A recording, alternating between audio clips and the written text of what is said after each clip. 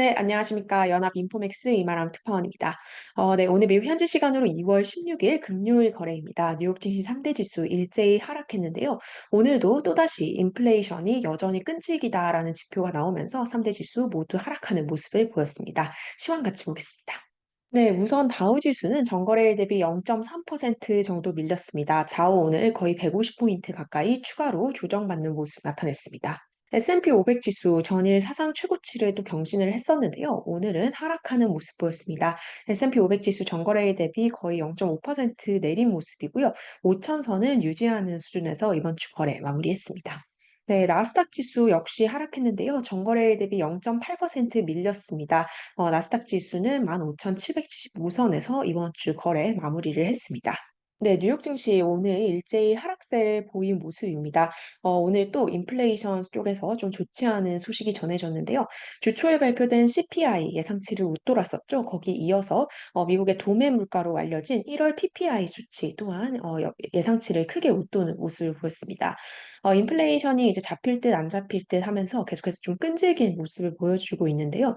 결국 이제 인플레이션이 계속해서 이어지면서 연준의 금리 인하 첫 타이밍이 점점 더 뒤로 밀려나고 있는 상태입니다. 투자자들은 거의 올해 여름 정도가 되어서야지 연준이 첫 금리 인하를 단행할 것으로 전망을 하고 있는 상태이고요.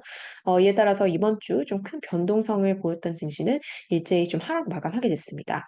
PPI부터 이제 자세하게 살펴보겠습니다.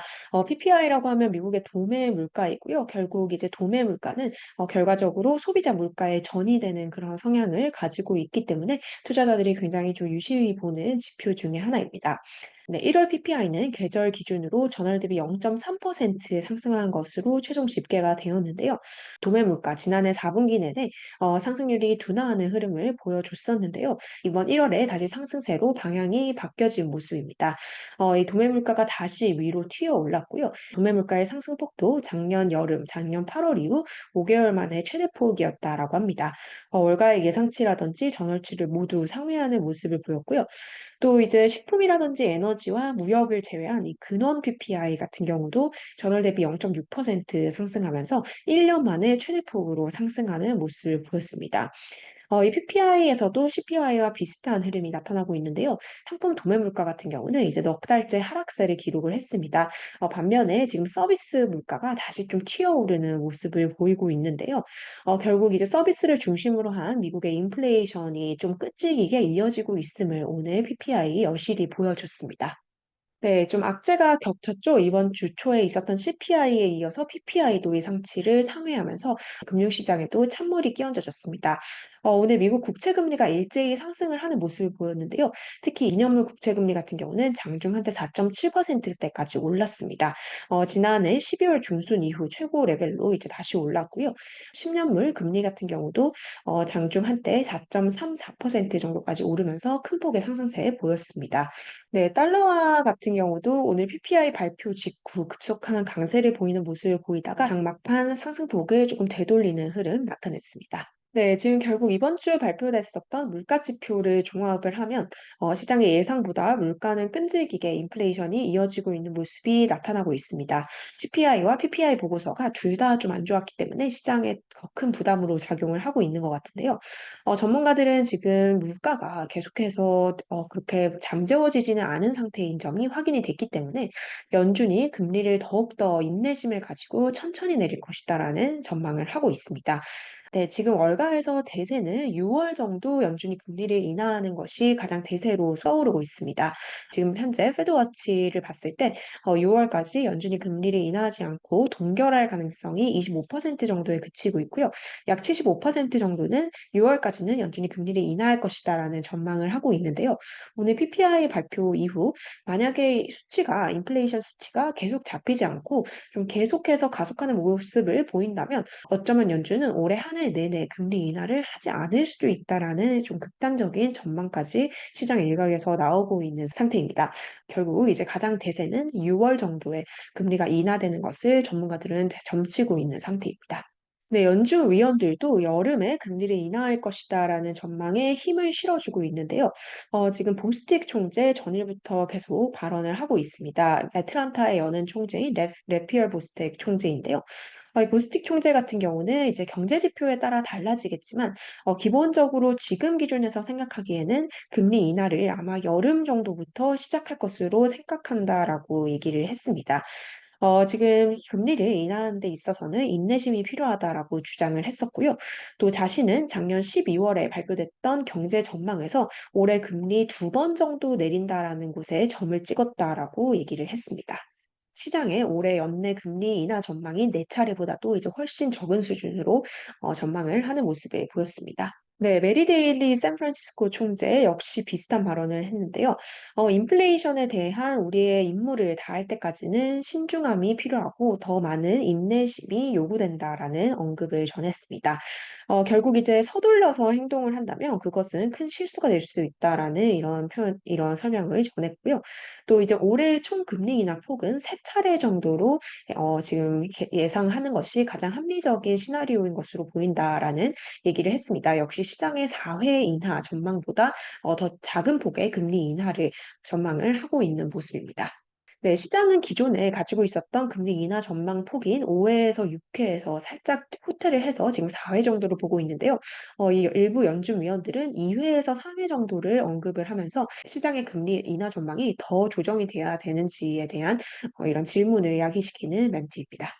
네, 오늘 다른 경제 지표도 발표가 됐는데요. 연준이 중요하게 보는 미래에 대한 인플레이션 기대값인 기대 인플레이션 수치도 발표가 됐습니다.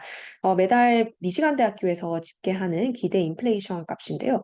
이번 2월에 집계한 기대 인플레이션 값, 특히 단기 기대 인플레이션 값이 살짝 올랐습니다. 네, 2월에 미시간대가 집계한 1년 기대 인플레이션 값이 3.0%로 예비 집계가 되었고요. 지난 1월 수치 2.9%에서 살짝 올라갔습니다. 5년 기대 인플레이션 값은 2.9%로 그대로 유지가 되었고요. 또 이제 미국 경제에 대한 소비자들의 자신감을 드러내는 소비자 심리 지수는 개선세를 이어갔지만 시장 예상치에는 살짝 미치지 못하는 모습 보였습니다. 네, 기업 얘기 조금 해보겠습니다. 오늘도 지금 엔비디아에 대해서는 굉장히 강세론적인 콜이 하나 나왔는데요. 룹캐피털이란 곳에서 엔비디아 주가가 무려 1,200달러까지 1년 안에 오를 수 있다라는 굉장히 강세론적인 전망을 하고 나섰습니다. 지금 이제 월가의 대부분 투자은행들은 엔비디아 목표 주가를 약 850달러를 전후로 제시를 하고 있는 상태인데요. 이렇게 좀 굉장히 강세론적인 의견을 제시를 하면서 엔비디아 주식에 대한 이 열풍을 다시 한번 보여주는 이런 월가의 콜이 나왔고요. 네, 엔비디아 주가 같은 경우는 오늘 약보와 마감했지만 네, M7 종목 중에서는 상당히 선방한 모습입니다. 네, 오늘 구글의 주가가 또 1.5% 정도 밀렸는데요. 알파벳 A주 같은 경우는 이번 한 주 동안 주가가 5%가량 하락을 했습니다. 네, 많은 헤지펀드와 월가의 주요 인사들이 지금 구글을 좀 매도하고 있다라는 보도가 이번 주에 이어지고 있는데요. 지금 구글 같은 경우는 마이크로소프트와 엔비디아 그리고 메타 플랫폼스가 걷고 있는 AI 주도주라는 이 바스켓에서 약간 제외가 되어지고 있는 모습입니다. 그 여파로 지금 주가가 이번 주에 상당히 부진한 흐름을 보였습니다. 네, 오늘 이슈 있었던 종목들인데요. 우선 나이키의 주가가 2% 정도 밀렸습니다. 나이키 같은 경우는 오늘 이제 대규모 감원 계획을 발표를 했는데요. 나이키는 전체 임직원의 2% 정도가 되는 1,700명을 감원할 계획이라고 합니다. 이 가상화폐 거래소 코인베이스 같은 경우에도 실적 발표가 있었는데요. 코인베이스는 2년 만에 순익 전환에 성공을 했다라고 회사에서 밝혔습니다. 이 여파로 주가가 8% 정도 오르는 모습을 보였고요. 또 반도체 장비 업체인 어플라이드 머티리얼스 같은 경우는 실적이 예상치를 웃돌았고 주가가 6% 정도 상승했습니다. 도어대시 미국 배달앱인데요. 도어대시 같은 경우는 예상보다 분기 손실이 줄어들었습니다. 하지만 그럼에도 불구하고 주가는 8% 정도 밀리는 모습을 보였고요. 트레이드 데스크 4분기 매출이 예상치보다 좋은 모습을 보였고요. 네, 회계연도 1분기 전망도 괜찮았습니다. 그 여파에 주가가 급등했는데요. 주가가 19%가량 폭등하는 흐름을 보였습니다. 네, 지금 월가의 화제의 종목 중에 하나입니다. 슈퍼마이크로 컴퓨터라는 이 업체인데요. 여기 컴퓨터 서버 제조업체인데 최근 굉장히 강한 흐름을 보여줬습니다. 한 달 만에 거의 주가가 200% 올랐고요. 또 12개월 기준으로도 주가가 무려 900% 정도 오르는 모습을 보였습니다. 9배가 된 셈인데요. 지금 AI 관련주로 지목이 되면서 좀 주가가 많이 올랐습니다. 하지만 오늘은 하락을 했는데요. 웰스파고에서 이 슈퍼 마이크로 컴퓨터에 대한 중립 의견을 제시를 하면서 주가가 10% 이상 밀리는 모습 보였습니다. 이번 주 뉴욕 증시 사상 최고치를 기록하기도 하면서 또 물가 충격에 약간 후퇴가 되는 롤러코스터 장세를 보였습니다. 이제 다음 주에는 뉴욕 증시의 가장 중요한 종목 중에 하나인 엔비디아가 실적을 발표합니다. 엔비디아 실적이 전체 시장의 심리를 굉장히 부스팅해줬던 경험이 있기 때문에 상당히 주목되는 부분이고요. 이외에 연준의 FOMC 의사록도 발표가 될 예정입니다. 네, 제가 준비한 소식은 여기까지고요. 전 다음 주에도 뉴욕이오로 함께 인사드리도록 하겠습니다. 감사합니다.